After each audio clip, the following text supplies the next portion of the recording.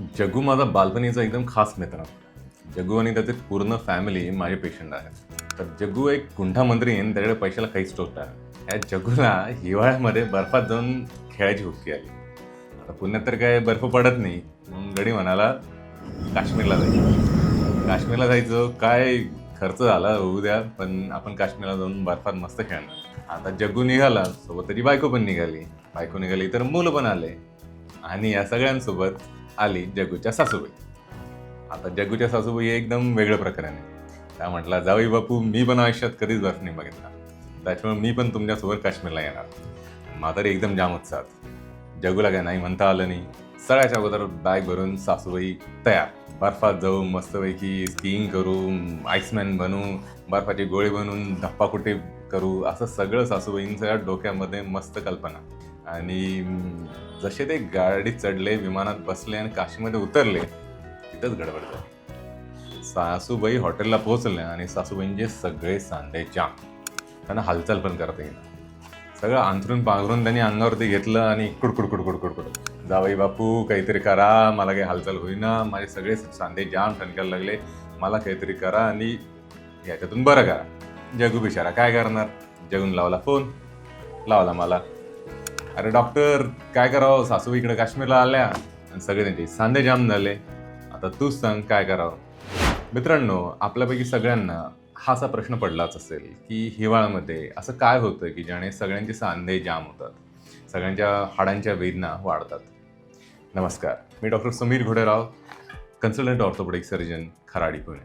तर आज मी तुम्हाला अशा काही टिप्स देणार आहेत की ज्याच्यामुळे तुम्हाला हा सर्दीचा मोसम आनंदाने एन्जॉय करता येईल आणि जग्गूच्या सासूबाईंसारखी कंडिशन तुमची होणार नाही. सगळ्यात प्रथम आपण जाणून घेऊया की हिवाळ्यामध्ये असं काय होतं की ज्याच्यामुळे हाडं एवढी ठणकतात.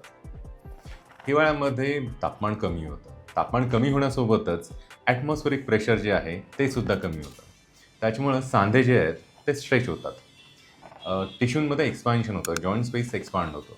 या एक्सपान्शनमुळे आजूबाजूच्या ज्या नर्व्ज असतात जॉईंटच्या आजूबाजूच्या, त्यांच्यावरती स्ट्रेच पडतो, त्या इरिटेट होतात आणि ह्या इरिटेशनमुळे सांध्यांमध्ये वेदना व्हायला सुरुवात होते. दुसरी गोष्ट अशी, थंडीमध्ये जॉईंट्समध्ये जे ऑइल असतं किंवा वंगण असतं, ग्रीज असतं, ज्याला आम्ही आमच्या भाषेमध्ये सायनोव्हेल फ्लुइड असं म्हणतो, त्याची व्हिस्कॉसिटी म्हणजे घनता थोडीशी वाढते.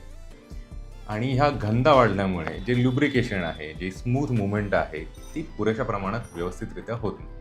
तुम्ही बघितलं असेल की कुठल्याही मशीनमध्ये जेव्हा ऑइल प्रॉपर असतं तेव्हा तर त्याची मुवमेंट चांगली होत आहे. जरा गंध वगैरे चढला तर ते कुरकुर वगैरे करायला लागतात. अगदी सेम तशीच कंडिशन आपल्या जॉईंट्समध्ये होते. तिसरी महत्त्वाची गोष्ट म्हणजे हिवाळ्यामध्ये सगळ्यांना मऊ मऊ उबदार धुळीमध्ये कडक होऊन झोपण्याची इच्छा असते. त्यात थंडीमध्ये पाऊल बाहेर टाकण्याची आपल्याला मुळीच इच्छा होती. त्याच्यामुळं तुम्ही ऑब्झर्व केलं असेल, जेव्हा आपण सकाळी उठतो तेव्हा हे जॉईंट पेन, स्टिफनेस हा जास्त प्रमाणात असतो. आणि जसं जसं ऊन चढत जातं, सूर्य डोक्यावरती येतो, तुमच्या शरीराची हालचाल व्हायला लागते, तसं हे दुखणं कमी व्हायला लागतं. याचा अर्थ असा की जेवढी हालचाल हिवाळ्यात मंदावते तेवढं तुमचं हाडांचं, जॉईंटचं, सांध्यांचं दुखणं वाढतं. तसं बघायला गेलं तर हा थंडीचा त्रास सगळ्यांनाच होऊ शकतो. परंतु त्यातल्या त्यात काही खास अशा व्यक्ती आहेत की ज्यांना हा त्रास जास्त प्रमाणात होण्याची शक्यता असते. पहिली, ज्यांना व्हिटॅमिन डी डिफिशियन्सी आहे, त्यांची हाडं ऑलरेडी पोकळ आहेत, अशा व्यक्तींना हा त्रास होऊ शकतो. स्थूल व्यक्तींना हा त्रास होऊ शकतो. स्थूल म्हणजे ज्यांचे लाईफस्टाईल एकदम सेडेंटरी आहे, ज्यांची फारशी हालचाल होत नाही, अशा व्यक्तींना हा त्रास होऊ शकतो. संधिवाताचे रुग्ण किंवा इतर काही हाडांचे आजार असणारे रुग्ण यांनाही हा त्रास होऊ शकतो. या सगळ्या गोष्टींमुळे थंडीमध्ये ज्यांना ऑलरेडी त्रास आहे त्यांचा त्रास वाढण्याची शक्यता जास्त असते. तुम्ही आता ह्या सगळ्या गोष्टींबद्दल जाणलं आहात की थंडीमध्ये जॉईंटमध्ये, सांध्यांमध्ये त्रास का होतो. तर तुम्हाला आत्तापर्यंत अंदाज आलाच असेल की आपण काय केल्याने हा त्रास कमी होऊ शकतो. एकदम सोपं साधं कारण, शरीराला तुम्ही प्रोटेक्शन द्या, स्वेटर घाला, थर्मल्स घाला, लेयर्डमध्ये कपडे घाला. जेव्हा तुम्ही लेयर्डमध्ये कपडे घालतात म्हणजे आतमध्ये थर्मल आहे, त्याच्यावरती शर्ट आहे, त्या दोघंही आवरणांच्या मध्ये हवा ट्रॅप होते आणि हवा एक उत्तम उष्णतारोधक म्हणजे हीट इन्सुलेटर आहे. त्याच्यामुळे तुमचं शरीर उबदार राहतं, तुमच्या शरीरातली जी गरमी आहे ती बाहेर जात नाही. आमच्या जग्गूसारखी पैसेवाली हुशार मंडळी स्वेटर घालून वरतून एसी लावून बसतात. पण तुम्ही तसं काही करू नका. तुम्ही करणार पण नाही. तुम्ही समजदार मंडळी आहात. ज्यांना संधिवात आहे ती लोक गरम याने शेक देऊ शकतात. हॉट वॉटर बॅग आहे किंवा आपलं साधं कपड्याने शेक देऊ शकतात. आजकाल बाजारामध्ये खूप छान अशी इलेक्ट्रिकल हिटिंग पॅड्स आल्या आहेत. या सगळ्या गोष्टींमुळे ज्या संधिवाताच्या रुग्णांना आहेत, ज्या ऑलरेडी सांधे कुरकुरत आहेत, ज्यांना वेदना होत आहेत, त्यांना छान शेक देऊ शकतात. एक सोपा उपाय म्हणजे गरम गरम कडक पाण्याने दिवसातून 2दा स्नान करणे. गरम पाण्याने होतं काय की तुमच्या पूर्ण शरीराला एक छानपैकी उष्णता लाभते आणि तुमचे सगळेच जॉईंट्स मोकळे होतात. आणि दुसरं गोष्ट म्हणजे फ्रेश पण फार वाटतं. तुम्ही बघितलं असेल की कधी तुम्ही स्ट्रेसफुल असाल आणि तुम्ही स्नान केलं तर शरीरातला सगळा थकवा चालला जातो. एक चैतन्य तुम्ही अनुभवतात. फक्त एकच गोष्ट ध्यानात ठेवा की तुम्ही आंघोळ केली आहे छान मस्तपैकी कडक कडक पाण्याने, तर लगेचच्या लगेच गार रूममध्ये प्रवेश करायचं टाळा. एक सांधाची रूम अगोदर थोडीशी उबदार आहे अशा रूममध्ये प्रवेश करा. नाहीतर काय होईल, तुम्ही एकदम गरम वातावरणातून थंड वातावरणात जेव्हा जातात तेव्हा तुमचे सांधे अजून जास्त आखडू शकतात. मी तुम्हाला फार बेसिक छोट्या छोट्या गोष्टी सांगणार आहेत की ज्या तुम्हाला करता येतील. दुसरा उपाय म्हणजे गरम वाफाळलेला चहा.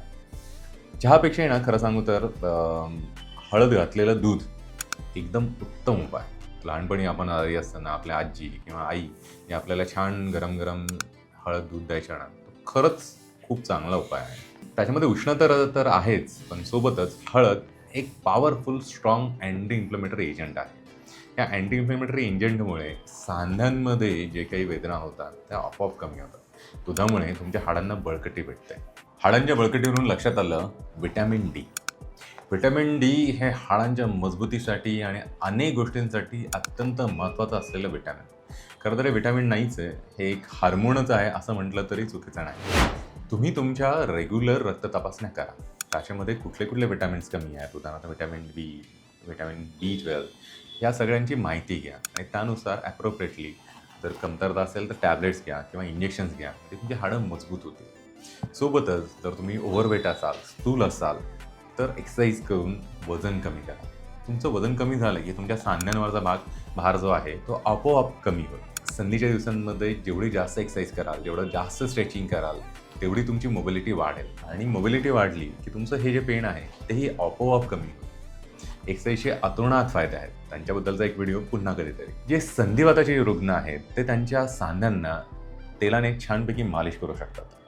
आता तेल कुठलं वापरावं असं काही पर्टिक्युलर असलं तेल वगैरे नाही आहे, पण त्यातल्या त्यात तिळाचं तेल किंवा मोहरीचं तेल हे सगळं संधिवातासाठी उत्तम मानलं जातं. घरच्या लोकांकडून थोडीशी सेवा करून घ्या. त्यांना म्हणा आमचे जॉईंट्स हे करून द्या.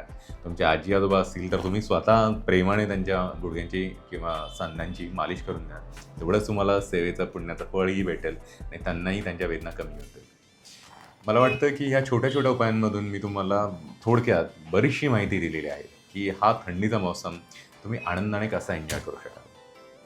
जरी तुमच्या काही शंका असतील तर तुम्ही खाली दिलेल्या याच्यावरती मला नक्कीच शंका तुमच्या विचारू शकतात. तुमच्या प्रश्नांची उत्तरं द्यायला मला फार आवडेल. आणि हां, जाता जाता जग्गूच्या सासूबाईंना ह्या सगळ्या उपायांचा फार आराम पडला आणि आता त्या म्हटल्यात की डॉक्टर तुमच्या सासूबाईंना घेऊन पण तुम्ही आता जा.